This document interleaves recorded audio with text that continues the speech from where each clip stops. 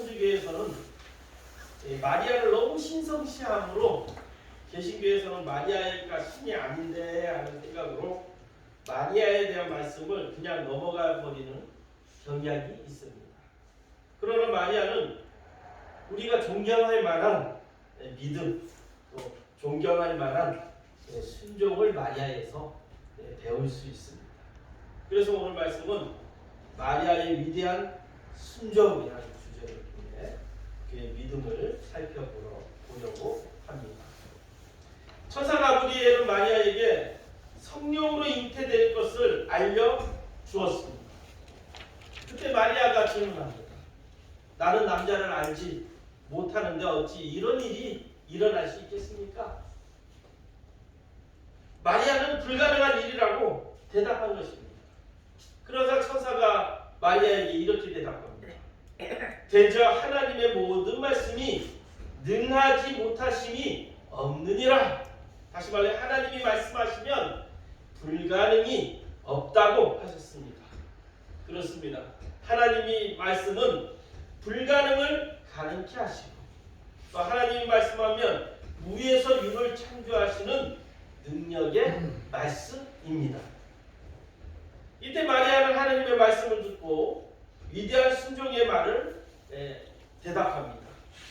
38절에 보면 주의 여종이여니 말씀대로 내게 이루어지이다.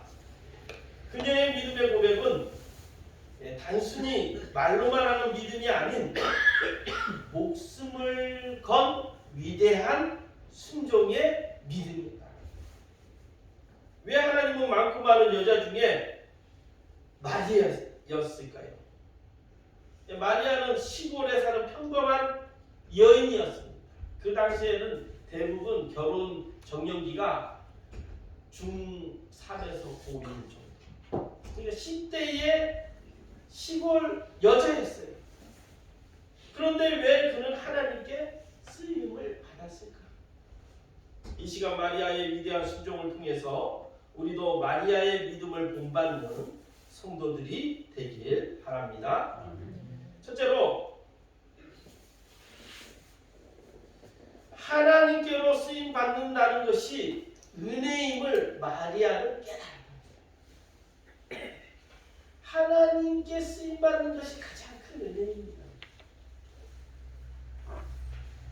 천사가 마리아에게 얘기하죠. 무서워 말라. 내가 하나님의 은혜를 입었느니라.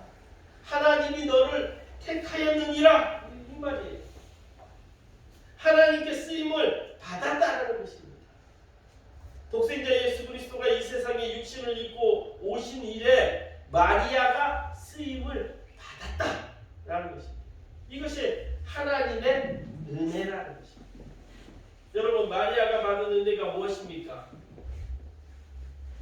성경에 예언되었던 그 사람이 된 것입니다. 이사야 7장 14절에 보면 처녀가 잉태하여 아들을 낳을 것이요. 메시아의 탄생은 처녀를 통해서 이루어질 것이라는 거예요. 그가 누구였나? 마리아라는 것입니다. 이사야 예언처럼 마리아를 통해서 예언이 이루어진다는 거예요. 그러나 마리아는 성경에 예언된 사람으로 선택받은 것이었습니다. 하나님이 인간을 구원하시는 거룩한 일에 마리아 쓰이기로 선택했다는 것이 은혜인 것입니다. 성도 여러분, 무엇이 은혜입니까? 하나님 우리를 통해 사용하는 것만큼 큰 은혜가 어디에 있습니까? 내가 가치 있는 존재가 됩니다. 하나님이 택하시면 내가 가치 있는 존재가 됩니다. 이것은 어떤 행위의 대가가 아닙니다. 하나님의 은혜로 우리를 택하시고 사용하신 것입니다. 이처럼 우리 교회의 일꾼으로 세워진 것도 하나님의 은혜임을 여러분 믿으시길 바랍니다. 하나님이 우리를 쓰시는데 인간적인 자격이나 능력은 전혀 고려의 대상이 되지 않았습니다. 만약에 하나님이 우리를 쓰실 때 어떤 자격이 갖추었기에 어떤 능력이 있었기에 쓰였다면 그것은 은혜가 아니고 대가요 특권이라는 것입니다. 예수의 제자 마태는 이스라엘 사람들에게 세금을 거두어 로마에게 세금을 바치는 매금로 취급받았던 세리였습니다. 그런데 그가 주님의 제자가 되었다는 거예요. 주님이 불러주셨어요. 마태는 이기적이고 욕심 많은 삶에서 그것을 벗어버리고 이웃을 사랑하며 예수를 증거하는 자가 되어 후에 마태복음을 기록한 사도가 되었습니다. 이것이 은혜인 거예요. 악독한 세리장에서 예수님을 만나고 변화되어서 그 남은 모든 것을 이웃에게 나눠주고 예수를 따라서 예수의 제자가 됐다. 이것이 하나님의 은혜가 아니면 무엇이겠습니까? 주께 쓰임받은 자가 자격이나 능력이 있어서가 아니라 하나님의 선택을 받아서 하나님의 제자가 되는 것, 하나님의 놀라운 은혜가 아니겠습니까? 이 말씀을 깨달은 사도 바울은 고린도전서에서 이렇게 설명하고 있습니다. 고린도전서 1장 26절부터 29절 말씀, 저희가 제일 좋아하는 말씀 중에 하나입니다. 형제들아 너희를 부르심을 보라. 육체를 따라 지혜로운 자가 많지 아니하며 능한 자가 많지 아니하며 문벌 좋은 자가 많지 아니하도다. 그러나 하나님께서 세상에 미련한 것을 택하사 지혜 있는 자들을 부끄럽게 하려 하시고 세상에 약한 것을 택하사 강한 것들을 부끄럽게 하려 하시며 하나님께서 세상에 천한 것들과 멸시받는 것들과 없는 것들을 택하사 있는 것들을 폐하려 하시나니 이는 아무 육체도 하나님 앞에서 자랑하지 못하게 하려 하심이라. 얼마나 큰 은혜입니까? 하나님이 택하는 사람은 잘난 사람을 택한다는 것이 아니에요. 능력 좋은 사람을 택한다는 것이 아닙니다. 어찌 보면 겸손한 자를 택한다는 거예요. 마리아도 나사렛 마을의 평범한 시골 처녀였습니다. 그런데 하나님의 은혜를 받아서 독생자 예수 그리스도를 이 땅에 보내시는데 하나님의 그릇으로 쓰임 받은 것입니다. 남들보다 특별한 것이 없었음에도 하나님의 은혜로 쓰임 받았다는 것입니다. 우리도 마리아처럼 주님의 몸된 교회에서 직분자로 쓰임 받은 것은 자격이 있어서가 아니라 하나님의 은혜임을 여러분 믿으시기 바랍니다. 맡은 일이 크냐 작냐가 문제가 아니에요. 하나님께서는 우리가 쓰임 받았다는 그 자체가 은혜입니다. 그 은혜를 깨닫고 그 은혜를 소중히 여기는 저와 여러분이 되시기를 축원합니다. 두 번째로 하나님의 말씀을 온전히 믿어야 순종할 수 있습니다. 마리아는 천사가 하는 말을 온전히 믿고 순종하였습니다.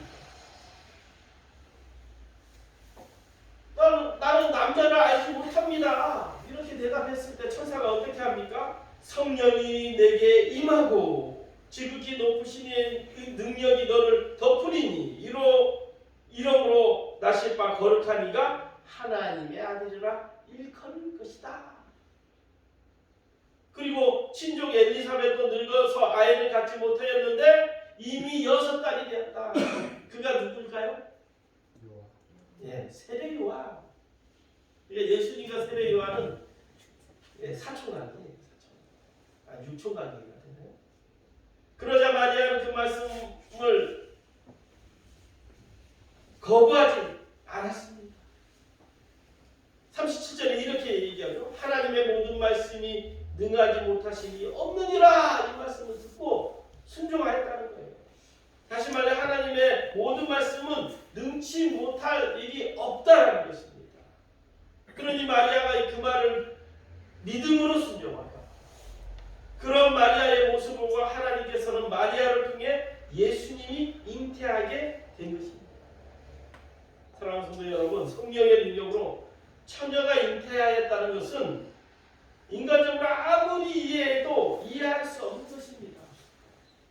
남자 없이 어떻게 잉태될 수 있겠습니까? 그러나 마리아는 하나님의 말씀이면 불가능을 가능케 하신다는 것을 믿은 것입니다. 바로 이런 마리아의 믿음이 있었기에 온전히 순종할 수 있었습니다. 성도 여러분, 우리가 믿는 하나님은 누구십니까? 여러분이 믿는 하나님은 얼마나 크십니까? 우리 하나님은 우리가 생각할 수 있는 크기의 하나님이 아닙니다. 불가능이 없으시고 우주 만물을 창조하신 주, 그 크신 하나님이시라는 사실을 여러분 꼭 믿으시기 바랍니다. 마리아는 하나님의 말씀의 능력을 온전히 믿은 것입니다. 그러니 쓰임을 받게 된 것이에요. 크신 하나님을 온전히 믿어야 쓰임받는. 그 말씀을 온전히 믿지 못했다면 마리아는 그렇게 대답할 수 없었을 거예요. 우리도 마찬가지입니다. 하나님의 말씀을 능치 못함이 없다는 믿음을 가져야 쓰임받을 수 있는 거예요. 하나님의 전능하심을 믿고 하나님의 능력의 말씀을 믿어야 합니다. 이렇게 하나님의 말씀을 믿을 때 기적이 나타나고 비로소 하나님께 쓰임을 받게 되는 것입니다. 큰 일이든 작은 일이든 마찬가지예요. 모든 것이 내가 하나님의 것이 아니고 하나님의 능력으로 된다고 믿어야 하는 거예요. 절대 착각하면 안 됩니다. 자칫 우리는 어떤 일을 해갈 때 나의 힘으로 내가 이렇게 생각할 때 이것이 착각이 돼요. 우리는 하나님의 능력으로 해야 돼요. 여러분 아까 바울이 고백했잖아요. 세상에 약한 자를 택하여 강한 자를 부끄럽게 하시고 세상에 부유한 자를 택하여 있는 자들을 부끄럽게 하신다. 근데 여러분 사도 바울은요, 아마 사도 바울만큼 전 세계에 돌아다니며 교회를 세우고 전도를 많이 한 사도는 없을 것입니다. 여러분 잘 아시죠? 신약의 대부분의 말씀들이 사도 바울이 기록한 말씀입니다. 유럽 전체가 기독교 국가가 된 것은 사도 바울의 공이 가장 큽니다. 그런데 바울은 이렇게 고백하죠. 나의 나된 것은 하나님의 은혜다. 그러니까 내가 잘나서가 아니라 하나님의 도움으로 하나님의 능력 주심으로 이렇게 된 것이다. 하나님의 은혜이다 라고 고백하고 있어요. 그런데 이 사도 바울을 잘 보면 예수님의 제자 12사도와 비교하면 너무나도 잘난 사람이었어요. 당대 최고의 학문 가말리아 문화 출신이었어요. 요즘 말로 하면 서울대 출신. 그리고 로마 시민권이 있는 자였어요. 그러니까 함부로 어떤 나라 가도 바울을 건드릴 수가 없어요. 우리나라도 과거에 미국 시민권 가지려고 흑인하고도 결혼하고 막 그랬잖아요. 요즘에 베트남 신부들 많이 이렇게 하듯이 잘 사는 나라의 시민권을 획득하고 싶었어요. 그래서 우리나라도 과거에 그런 일들이 있었어요. 그런데 그런 시민권과 비교할 수 없는 더 놀라운 것이 로마 시민권. 바울이 그런 데였어요. 또 바울은 부자였습니다. 바울이 가난한 자가 아니었어요. 그러니까 바울은 다 가진 자였어요. 최고의 학문, 최고의 시민권, 부자. 그래서 바울이 잡혀갔을 때 왕이 부르잖아요. 그 이유가 뭐냐면 바울이 돈이 많았기 때문에. 그렇게 기록되어 있어요.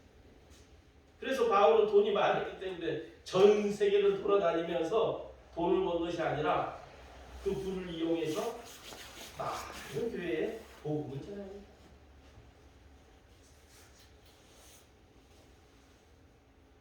그런데도 바울은 하나님과 사람 앞에 늘 겸손했습니다.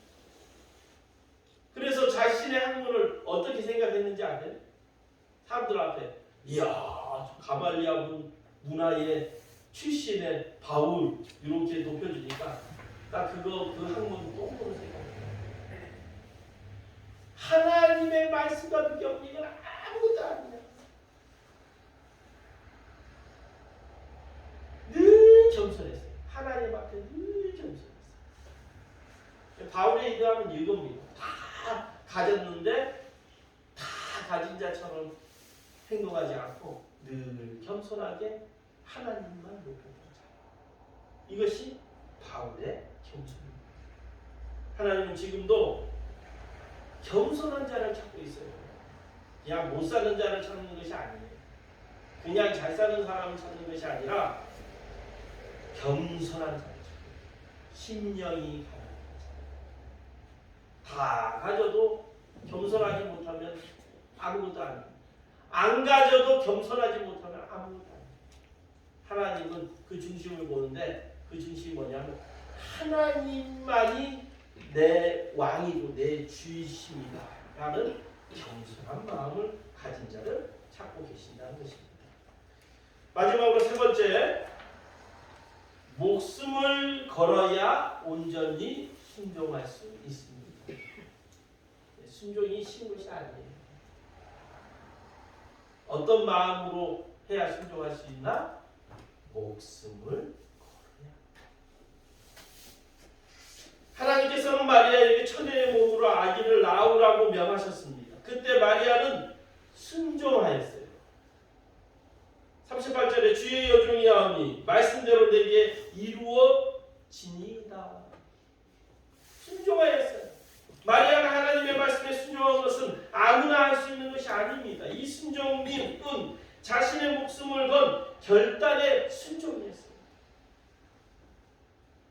마리아는 천사가 한 말대로 이루어질 때 얼마나 큰 대가를 지불해야 되는 것을 알고 있었습니다. 그러면서도 믿음으로 순종한 것입니다.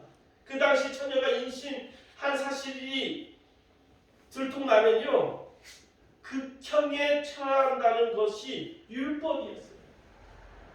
그래서 신명기에 보면 그런 것이 있어요. 성읍 중에서 어떤 남자가 동침하면 그 마을 사람들이 다 성문으로 끌고 와서 돌로 쳐 죽일지니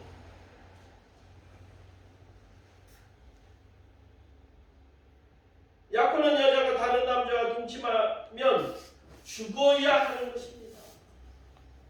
그러니까 처녀가 아기를 가진다는 것은 한마디로 알게 되면 죽는다는 거예요. 그러니까 목숨 걸어야만 순종할 수 있는 것이에요.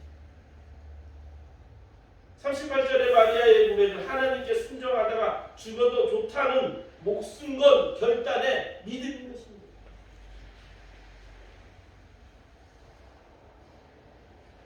그 당시는 오늘날처럼 정식 재판을 받아서 사형을 집행하는 것이 아니에요. 그냥 많은 사람들이 모여서 공개적으로 그 여인을 와가지고 온갖 치욕을 당하면서 나중에 어떻게 하냐면 돌로 그 여인을 돌로 쳐서 죽이는 거예요. 얼마나 잔인하고 수치스러운 일입니까? 지금 이란에서 벌어지는 일 아시죠? 이란에서는 그 히잡 이렇게 머리 감싸는 거. 근데 히잡을 이렇게 썼는데 제대로 똑바로 안 썼다고 막 구타해서 죽어버렸어요. 19세인가 20대 한 여성이. 그래서 들고 일어나가지고 정부를 비판하니까, 예? 오늘 또 세계는 지금에서 봤더니 남자 비판하는 사람들 또 데려가서 죽이고. 그런데 거기 지금 이란들 대부분이 몇 살이냐 하니까 15살에서 17살 여자들 지금 대목이. 이건 요즘으로 말하면 중3, 고1 학생들이 지금 히잡, 우리 히잡 썼는데 그 히잡 그 전통대로 정확하게 안 썼다고 사람 죽이면 되냐? 근데 이번에 또 보니까 15살 낳은 애가 그 대목을 또 맞아서 죽였어.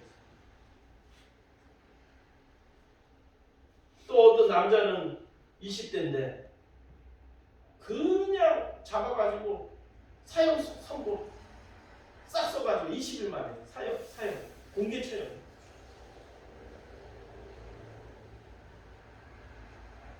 지금도 뭐 지금 이 아랍 국가의 나라들은요 그런 일들이 있어요.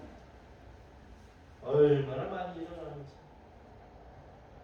세상에 보면 진짜 우리나라만큼 괜찮은 나라들 몇 나라가 안 된다. 근데 우리나라도 정신 똑바로 차려야 돼. 이 아르헨티나 같은 데는 우리나라 후진국일 때 선진국이었던 나라예요.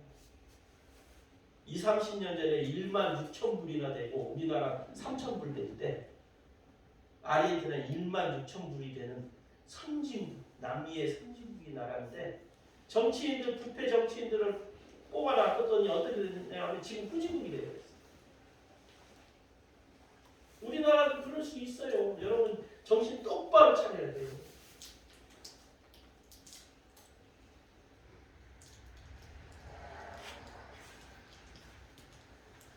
사랑하는 성도 여러분, 마리아가 이렇게 목숨 걸고 순종으로 받아들이는 이유가 무엇입니까?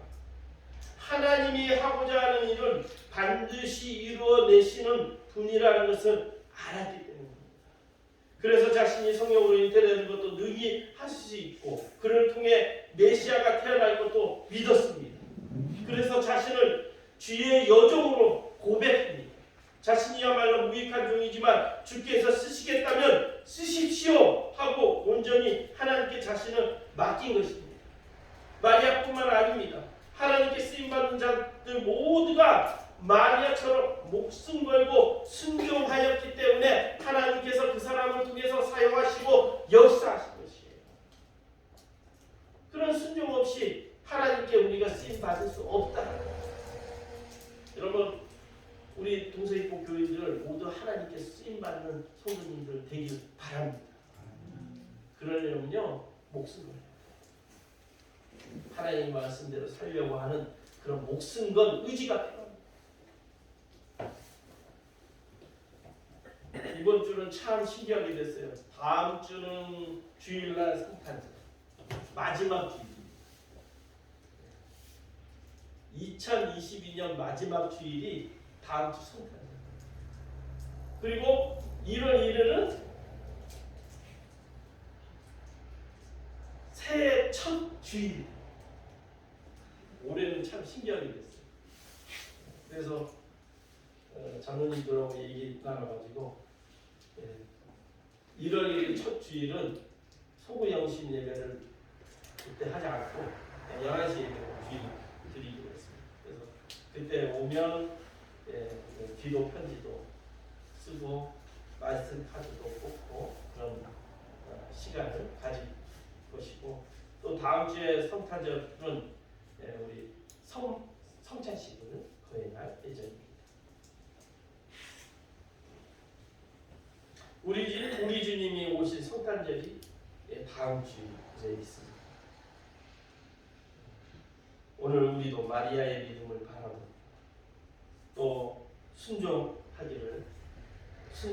결단하기를 축원합니다.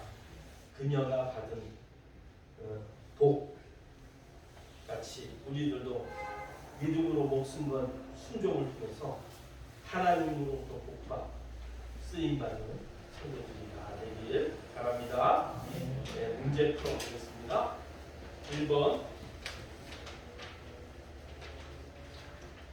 하나님의 거룩한 일에 쓰이기로 선택되었다는 것은 은혜입니다. 2번 하나님의 말씀을 온전히 믿어야 순종할 수 있습니다. 무엇을 걸어야 하나님의 명령에 온전히 순종할 수 있습니다. 목숨을 걸어야. 기도하겠습니다. 좋으신 아버지 하나님 감사합니다. 2000년 전에 10대의 어린 여인을 통해 인류의 죄를 대신하기 위해서 이 땅에 임마누엘 하신 예수님이 탄생하였습니다. 그 어린 나이에 목숨 걸고 온전히 순종하였기 때문에 마리아를 통해서 우리가 예수 그리스도를 만나게 되었고, 또 그 예수 그리스도의 희생을 통해서 우리가 예수 그리스도를 믿고 구원받을 수 있게 되었습니다. 우리들도 그 희생의 예수님, 십자가의 예수님을 온전히 믿고 순종할 수 있는 그리스도인들 되게 하여 주옵소서. 이제 한 주 지나면 이 한 해가 이제 또 마지막 주일을 맞이하게 됩니다.